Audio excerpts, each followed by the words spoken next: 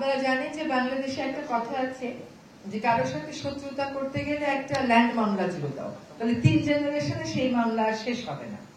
তো আজকে সেই 3 জেনারেশন যেন না লাগে, 1 জেনারেশনেই যেন মামলা শেষ করা যায়, সেই জন্য সিপিসির কিছু সংশোধনী আনা হয়েছে, যাতে করে যারা বিচার প্রার্থী তাদের সময় কম লাগে, তাদের টাকা কম লাগে। অনেক সময় আমরা যারা উকিল আছি তারা নানান অজুহাতে বিভিন্ন সময় নিয়ে মামলার প্রক্রিয়া বিলম্বিত করি, সেটা যেন না হয় সেরকম কতগুলো সিদ্ধান্ত এসে কয়েকটা উদাহরণ আমি আপনাদেরকে দিচ্ছি। যেমন আগে যেটা হতো যে একটা মামলার রায় হয়ে যাওয়ার পরেও আবার জারি মোকদ্দমা করতে হতো ওই মামলার রায় বাস্তবায়নের জন্য। এখন বলা হচ্ছে যখন রায় দেওয়া হবে ওই রায়ের মধ্যেই এক্সিকিউশনের বিষয়টা ইনক্লুড করে দেওয়া হবে। আবার ওই যে বিভিন্ন সময় নেওয়ার কথা বলা হতো যে উকিলরা দাঁড়িয়ে সময় নেবে, এখানে বলে দেওয়া হয়েছে যে সর্বোচ্চ কয়বার সময় নেওয়া যাবে। আবার লিস্টে ফুল হিয়ারিং এর জন্য কয়টা মামলা সর্বোচ্চ নেওয়া যাবে, আর পার্শিয়াল হিয়ারিং হয়ে আছে পার্ট হার্ট ম্যাটার, এরকম কয়টা লিস্টে সর্বোচ্চ ইনক্লুড করা যাবে। বিচার প্রক্রিয়াটা আমাদের অনেকাংশেই এখনো সেকেলে রয়ে গেছে।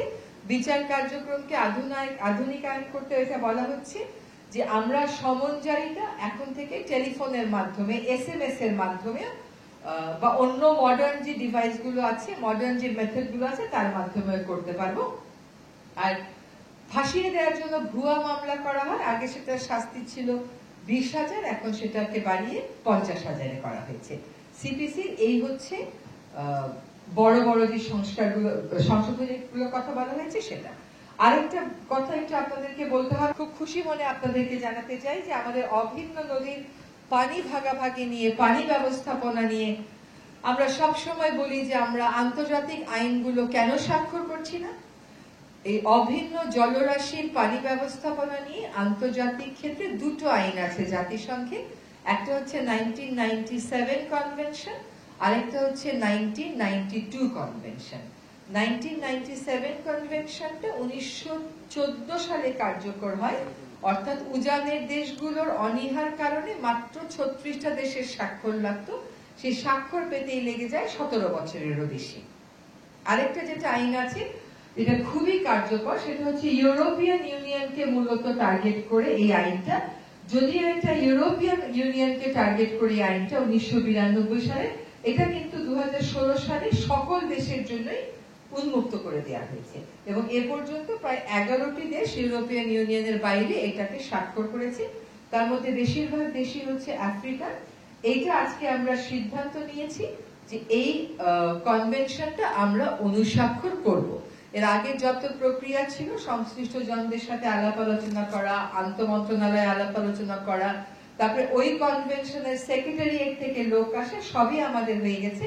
ফলে বাংলাদেশ এখন সিদ্ধান্ত নিয়েছে convention on the protection and use of transboundary water courses and international lakes 1992, এটাতে বাংলাদেশ অনুস্বাক্ষর করবে এবং বাংলাদেশকে দিয়ে আসলে এশিয়ার দেশগুলোর স্বাক্ষর প্রক্রিয়াটা শুরু হচ্ছে।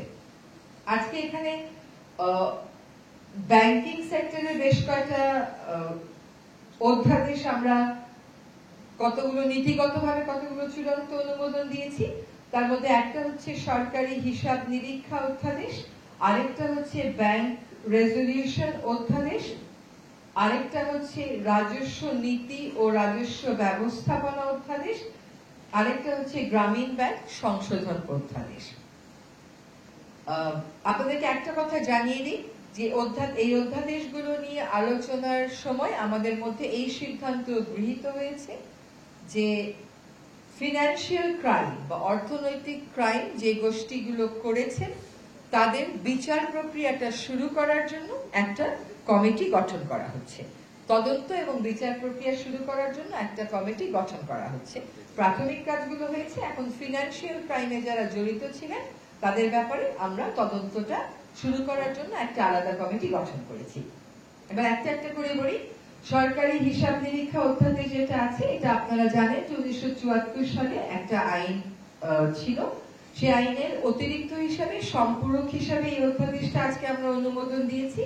এটার উদ্দেশ্যটা হচ্ছে যে আন্তর্জাতিক অডিটিং এর ক্ষেত্রে আন্তর্জাতিক কিছু স্ট্যান্ডার্ড আছে, সেই স্ট্যান্ডার্ড এবং প্র্যাকটিস গুলো যেন বাংলাদেশের কন্ট্রোলার এবং অডিটর জেনারেলরাও মেনে চলেন সেটা নিশ্চিত করা, যাতে করে সরকারি অর্থের সঠিক ব্যয় আমরা নিশ্চিত করতে পারি, সেক্ষেত্রে স্বচ্ছতা আমরা নিশ্চিত করতে পারি।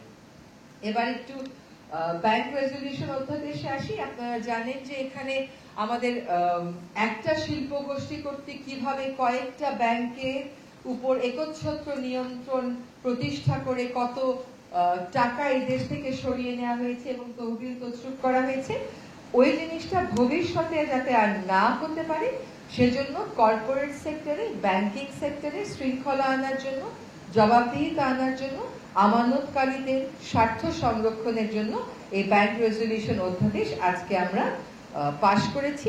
আমরা আবারও বলতে চাই যে আমরা আমানতকারীদের স্বার্থ সুরক্ষাকে সর্বোচ্চ গুরুত্ব দিচ্ছি এবং ভবিষ্যতে যেন এই ধরনের ঘটনায় আমাদের সাধারণ আমানতকারীদের আর পড়তে না হয় সেজন্যই এই ক্ষেত্রে শৃঙ্খলা কেমন করে আনয়ন করা হবে, বাংলাদেশ ব্যাংকে কতটুকু ক্ষমতা দেওয়া হবে, সে কোন পর্যায়ে গিয়ে ইন্টারভেন করবে, এগুলো স্পষ্ট ছিল না আইনে, এখন এগুলো স্পষ্ট করা হলো।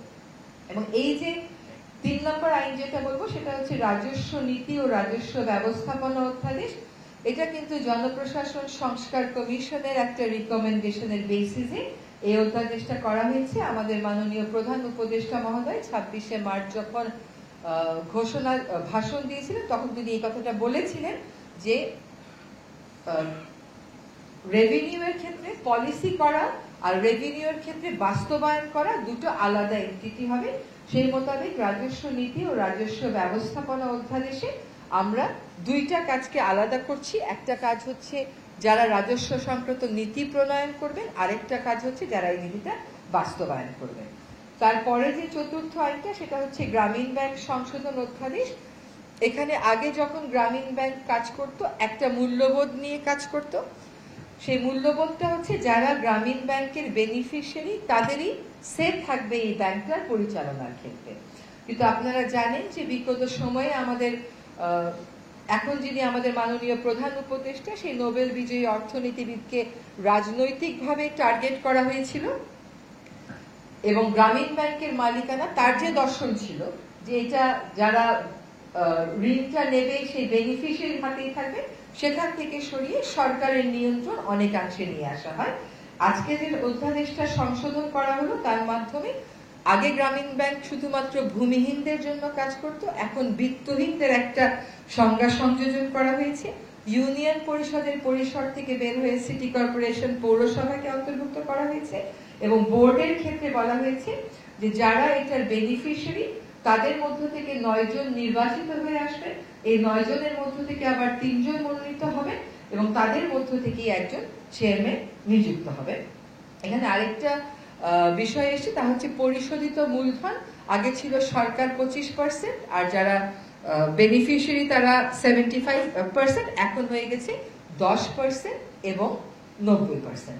মূলত এই ছিল আমাদের আজকে যে সিদ্ধান্তগুলো হয়েছে সেগুলো। আরেকটা কথা একটু বলা দরকার, সেটা হচ্ছে যে গ্রামীণ ব্যাংকের অধ্যাদেশে গ্রামীণ ব্যাংকের জনস্বাস্থ্য সংস্থা ফিনান্সিয়াল রিপোর্টিং অ্যাক্ট যেটা আছে 2015, সেটা অনুযায়ী জনস্বার্থ সংস্থা হিসেবে বিবেচনা করার একটা বিধান।